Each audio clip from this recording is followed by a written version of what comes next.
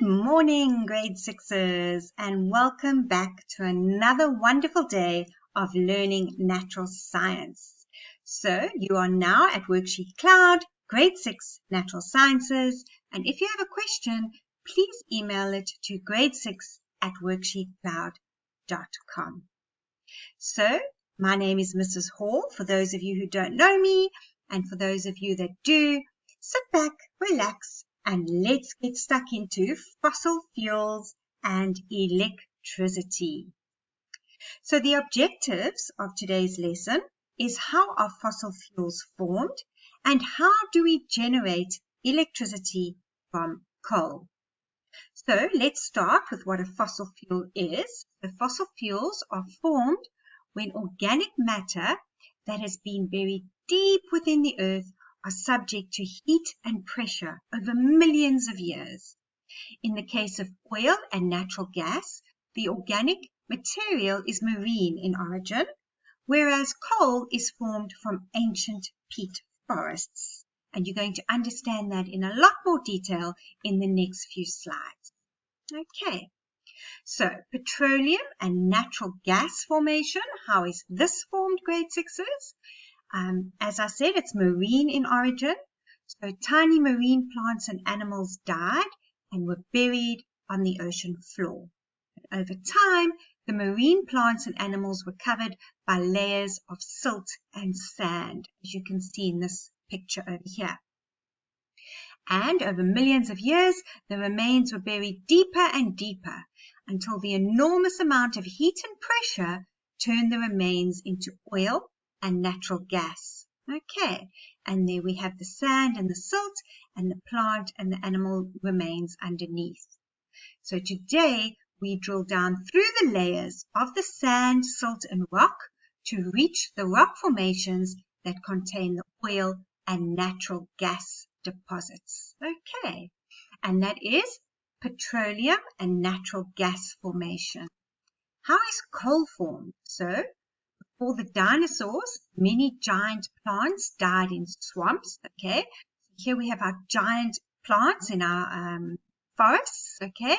And they died in the swamps like up to 300 million years ago. And over time, the plants were buried under water and dirt. As you can see, there's our water and our dirt, and our dead plants were underneath. And then heat and pressure turned the dead plants into coal. Okay, and we're going to take a look at this in another slide that explains it even better. So here we have our peat forests, like I said earlier, with our giant plants, our ferns and things like that. Okay, let's just move me up here. Okay, so sand and water pressed together tightly to make a soft layer called lignite. And there you can see the lignite over there.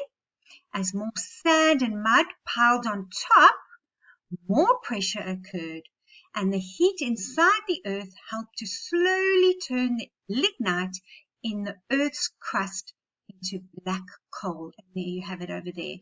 So over a period of time, with lots of pressure, the water, the sand, the silt, lignite was formed, and then coal.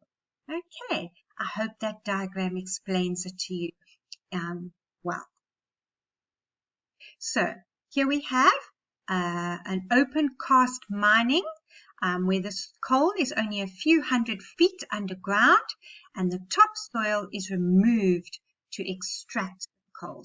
The coal mine, okay, so they dig deep down into this coal mine to find the layers of coal. So deep cast mining, grade sixes, involves digging shafts hundreds of feet into the ground. Then miners work under the ground to extract the coal by hand or machine. So that's what it looks like in a coal mine. Okay, and when those coal miners go down to do their work, you can just try to imagine what they experience down there in these coal mines. It's not an easy job for them. Okay, so here I wanted to show you, it's a coal seam, which is dark brown or black banded deposits of coal, okay, that is visible within layers of rock. And that is what you see in a coal mine. Okay. So coal mining in South Africa. Let's take a look. So South Africa's coal reserves are estimated at 53 billion tons. And with our present production rate, there should be almost 200 years of coal supply left. Okay. Around 77% of South Africa's energy needs are directly derived from coal. Okay, so we're big into our coal mining, and 92% of the coal consumed on the African continent is produced in South Africa. Well done to us.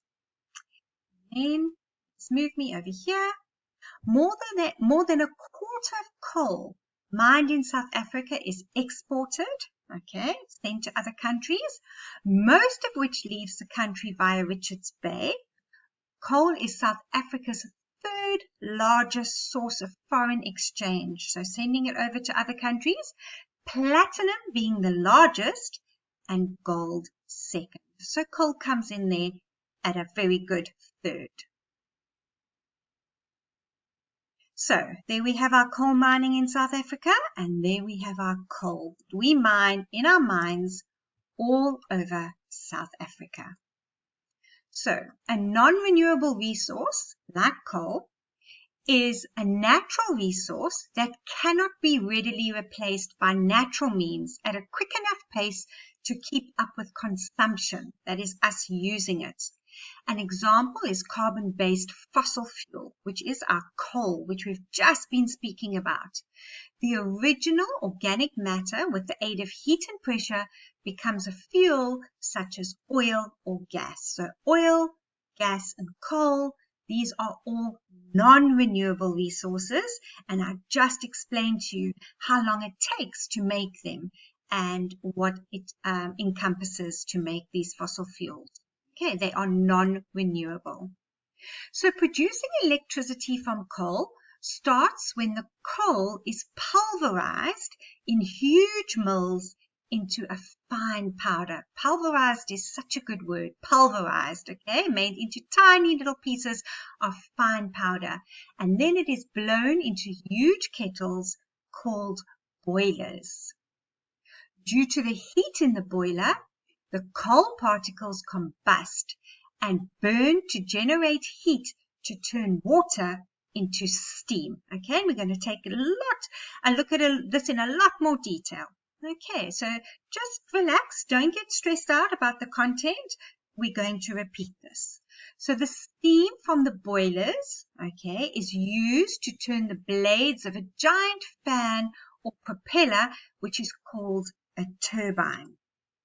The turbine turns a coil made of copper wire, the rotor, inside a magnet called the stator. Together, they make up the generator. Okay. The generator produces an electric current which is sent to the homes and factories of consumers.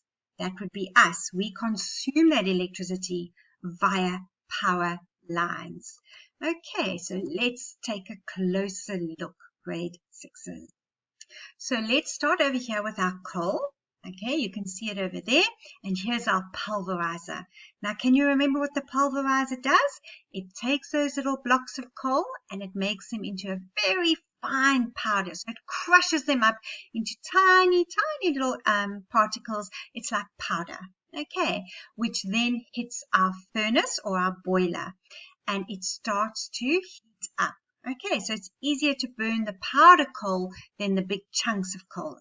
Generates a lot more heat, and that in turn makes our water start to boil in our boiler. What happens to water when it boils? It turns into steam. Okay, so here you can see it gets hotter and hotter and travels over here, and now steam, grade 6s, is what turns the turbine. Those are those giant blades, okay, that spin, and that makes the generator produce electricity.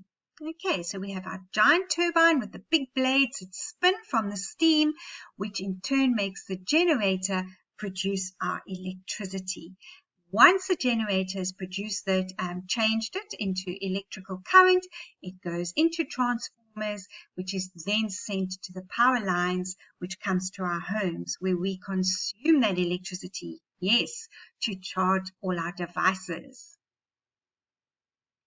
So here's a quick little video clip to show you, just to explain in a little bit more detail how a power station works in South Africa.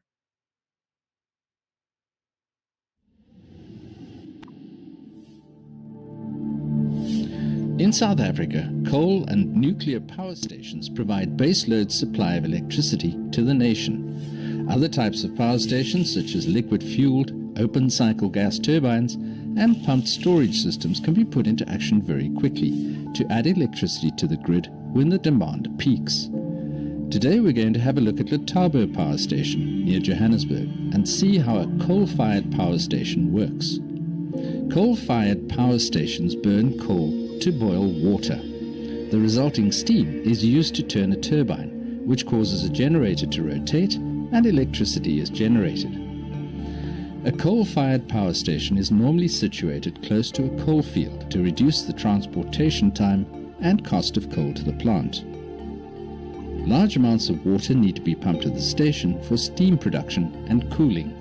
Letabo is located next to the Vaal River near Sasolburg and has a constant source of raw water. Approximately 120 million liters of water is taken out of the Vaal River every day. The water is boiled to superheated steam in huge boilers. This process is achieved by burning pulverized coal in the furnace. All water is treated and reused, so the only way that water can leave the plant is through steam evaporation, which can be seen as a white plume of steam at the top of the cooling towers. Each tower is 164 meters in height, as high as a 54-story building, with a diameter of 112 meters at the base, in which a soccer field can fit. Letabo Power Station has an output capacity of 3,708 megawatts, produced by 6 units which produce 618 megawatts of electricity each. Each generating unit can be operated separately. When the unit is in operation, a light burns brightly at the top of the boiler house.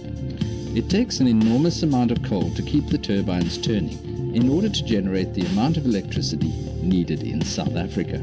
The station draws its coal from the New Vaal colliery located nearby.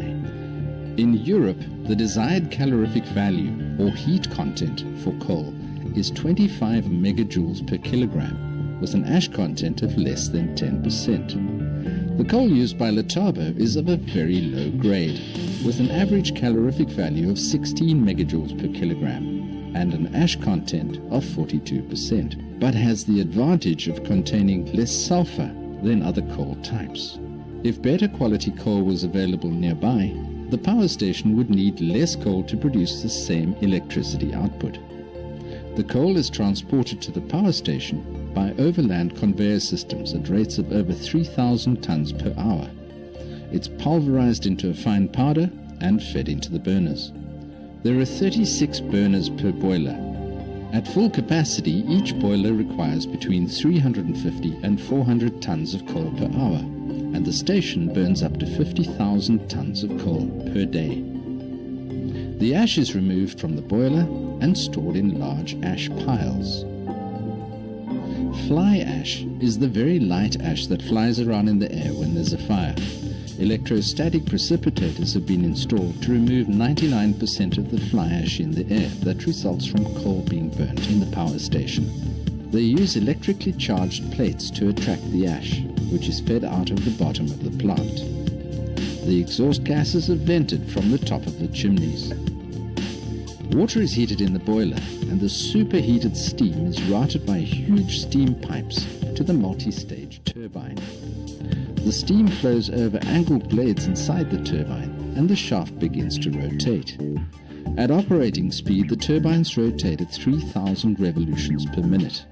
The shaft in the turbine is connected to the generator rotor, spinning inside a stator, where electricity is produced. At full load, the generator generates electricity at 20,000 volts and at a current of 30,000 amps. Each of Letabo's 6 boiler turbine sets is run as a separate entity with its own control room and instrumentation. Electricity flows to a transformer where the voltage is stepped up to 275,000 volts. The power leaves the station via the high voltage transmission yard and is transported by power lines into the Eskom electricity grid to supply electricity to all parts of South Africa.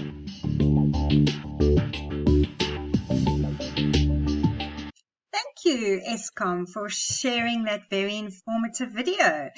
So even though I explained it to you and you had the pictures in your mind, it's always good to see it in real life. So yes, we are very lucky that we have these amazing power plants that produce our electricity. Okay, so let's carry on. So what are the disadvantages, okay, of a power station? Right, so the disadvantages are greenhouse gas emissions, which it cannot be denied that coal leaves behind harmful byproducts upon combustion. These byproducts cause a lot of pollution and contribute to global warming. The increased carbon emissions brought about by coal-fired power plants has led to further global warming, which results in climate change. And this country, unfortunately, we are responsible for a lot of that pollution. Mining destruction. So mining of coal not only results in the destruction of habitat and scenery, but it also displaces humans as well. In many countries where coal is actively mined, many people are displaced in huge numbers due to the pitting of the earth brought about by underground mining. Places near coal mines are unsafe for human habitation, as the land could actually cave in at any time. So generation of millions of tons of waste, millions of tons which can no longer be reused are generated from coal-fired plants. Aside from the fact that these waste products contribute to waste disposal problems, they also contain harmful substances. Emission of harmful substances. Thermal plants like coal-fired plants emit harmful substances to the environment. These include mercury, sulfur dioxide, carbon monoxide, mercury, selenium, and arsenic. These harmful substances can not only cause acid rain, but are also very harmful to humans as well. But there are advantages to coal-fired power stations as well, grade sixes. One of the greatest advantages of coal-fired power plants, boilers, is reliability. So coal's ability to supply power during peak power demand, either as base power or as a peak power, is greatly valued as a power plant fuel. It is with this fact that advanced pulverized coal-fired power plants are designed to support the grid system in avoiding blackouts. Okay, and we all know what blackouts are in South Africa. We've been there, got those t-shirts. Affordability. So energy produced from coal-fired plants is cheaper and more affordable than other energy sources. Lots of debate on that one, but it's a good debate to have. Since coal is abundant only now at the moment, it is definitely cheap to produce power using this fuel. Moreover, it is not expensive to extract and mine from coal deposits. Consequently, its price remains low compared to other fuel and energy sources. And I know a lot of you are thinking, oh, but what about renewable? Yes, renewable is cheaper in the long run, but short term, it's very expensive to set up renewable power plants, unfortunately. And South Africa at the moment just doesn't have the money to do that. Abundance. There are approximately over 300 years of economic coal deposits still accessible. With this great amount of coal available for use, coal-fired power plants can be continuously fueled in many years to come. Yes, in South Africa. Not only is it about the coal, but it also provides a lot of jobs to South Africans' coal mines. A lot of South Africans work on coal mines. So also known technologies. It's well known in South Africa.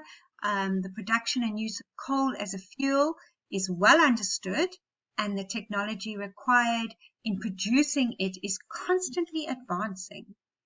Moreover, coal mining techniques are continuously enhanced to ensure that there is a constant supply of coal for the production of power and energy. And then lastly, safety. Generally, coal-fired power plants are considered safer than nuclear-powered plants. A coal power plant's failure is certainly not likely to cause catastrophic events such as a nuclear meltdown would. Additionally, the welfare and productivity of coal industry employees has greatly improved over the years, especially in South Africa. In fact, injuries, time lost, and fatalities have decreased significantly in the past years. Okay, so advantages in South Africa. We have abundant coal reserves. Our coal-fired power stations are reliable most of the time. It has got better over the last while. We don't have those terrible blackouts anymore.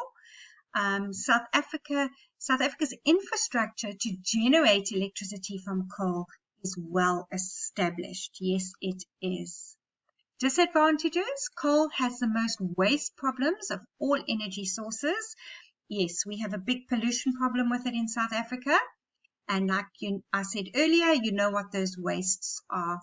And it causes radioactive elements, greenhouse gases, and a lot of ash. Building a coal-fired power station is a long and expensive process, and you know that we are still busy building power stations in South Africa and renovating them and constantly doing maintenance work, and it is costing our government a small fortune. One other disadvantage about South Africa's coal-powered fire stations is that South Africa's coal fields are concentrated a lot in Mpumalanga, which also limits the location options for power stations here. Grade 6s, I hope you learned something new. I hope you enjoyed this lesson. It's always good to go back and watch it again if you missed anything or were unsure of anything, and hopefully the second time round makes it a little bit more clearer for you. Please remember to download your worksheets, and also remember that grade 6s, sometimes the worksheets may have questions that we haven't covered yet, or there might be questions that we covered previously, so there's a little bit of vision there for you guys. Have a great afternoon. I look forward to seeing you again this week. Goodbye, grade 6s. Thank you for watching.